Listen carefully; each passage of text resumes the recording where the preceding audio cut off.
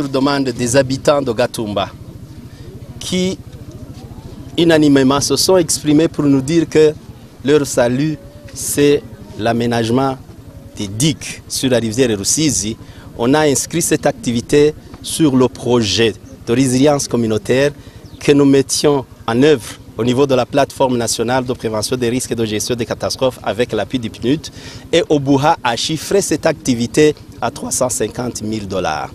Mais quand on a donné le rapport à la hiérarchie a pris une décision, sentant que l'aménagement d'une digue sur une distance linéaire de 2 km sur une rivière qui a une distance de 12 km depuis Vugizo à l'embouchure du lac Tanganyika, la hiérarchie a senti qu'il fallait faire encore des études et mobiliser beaucoup plus de moyens pour mener une stabilisation, une protection sur toute la longueur de la rivière.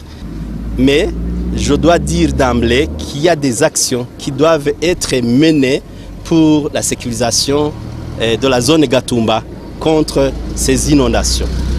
Vous vous rappelez qu'en 1954, il est venu de fortes pluies avec la rivière Rusizi qui ont inondé les cannes à sucre de Kiriba-Ondes et il y avait beaucoup de sel.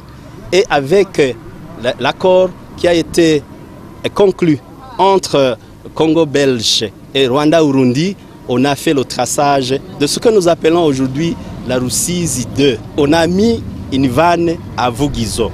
Ce qu'il faut faire dans le cadre de la coopération bilatérale entre le Burundi et la RDC, il faudrait ouvrir la vanne qui a été mise en 1954 et retracer le lit de la rivière Rusizi 1 pour que les eaux passent par les deux Rusizi.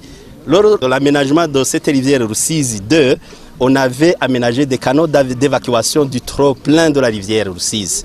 Et ces canaux ont été bouchés par des constructions. Seul ce canal continue à fonctionner, les autres sont bouchés. Il faudrait réouvrir ces canaux d'évacuation